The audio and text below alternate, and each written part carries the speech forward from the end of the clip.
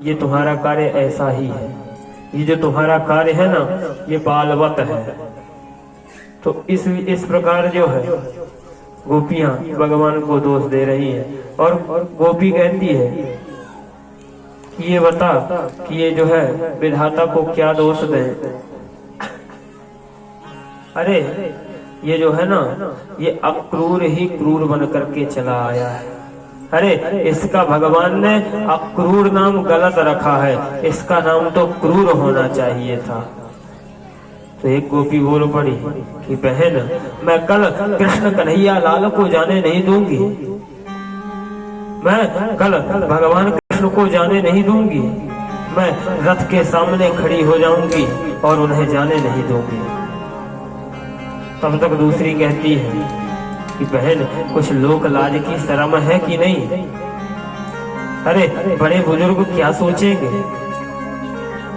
गोपी कहती है कि बड़े बुजुर्गों को जो सोचना हो तो सोचने देना, जो बड़े बुजुर्ग सोचेंगे तो सोचते रहेंगे। अरे जब हमारे कृष्ण कन्हैया ही नहीं रहेंगे तो किस की लाज शर्म करेंगे? सारी रात गोपियां ऐसे विलाप करती रही। और यशोदा जी को जब पता चला है तो यशोदा जी को उस रात्रि में नींद नहीं आई। महाराज, यशोदा जी घर के आंगन में बैठी हुई और विलाप कर रही है। कृष्ण कन्हैया लाल की मध्य रात्रि में नींद खुली है। जब मध्य रात्रि में भगवान कृष्ण की निद्रा खुली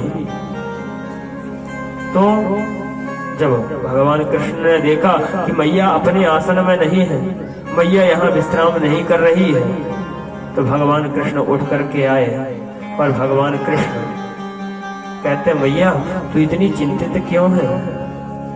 तू इस तरह परेशान क्यों है? क्या बात है? यशोदा जी कहती हैं, कन्हैया कल तू चला जाएगा तो मैं करूंगी क्या?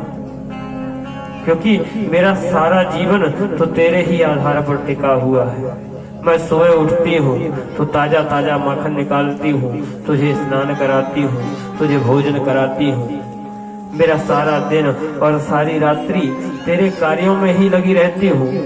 अगर तू चला जाएगा तो मैं करूंगी क्या? तब महाराज भगवान कृष्ण ने एक वृक्ष की ओर उंगली की और कहा कि देख मैया, इस वृक्ष में दिन में कितने पक्षी बैठे हुए थे, अब एक भी पक्षी नहीं बैठा हुआ है। तो ये तो प्रकृति का नियम है, आना जाना लगा रहता है। यशोदा जी कहती है, कन्हैया तू इतनी ये वैराग्य वाली बातें क्यों करता है? भगवान कृष्ण कहते, अरे मैया कुछ नहीं, मैं तो ऐसे ही कह रहा था और तू चिंता मत कर, मैं परसों आ जाऊंगा।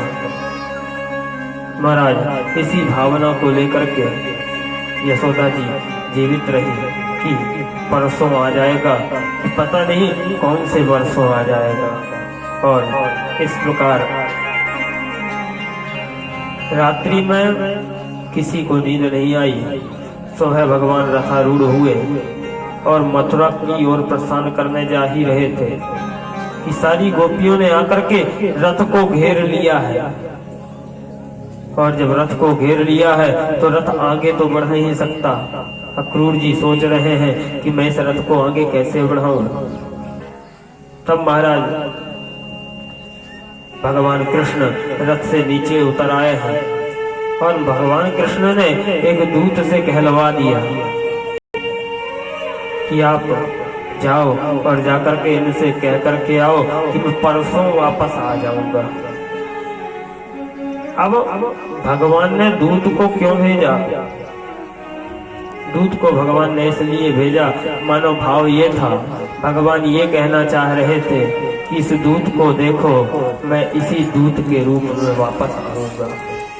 तो महाराज भगवान आए भी उद्धव जी के रूप में वापस।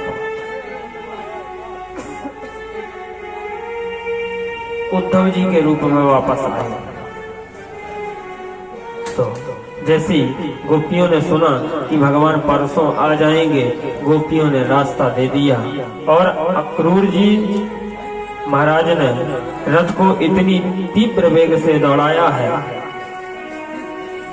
तो जब रथ जाता रहा, जब तक रथ दिखता रहा तो गोपियां देखती रही।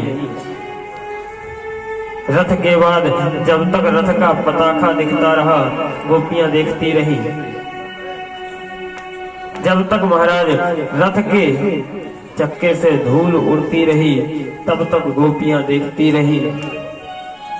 और जब धूल उड़ना भी बंद हो गई तो गोपियां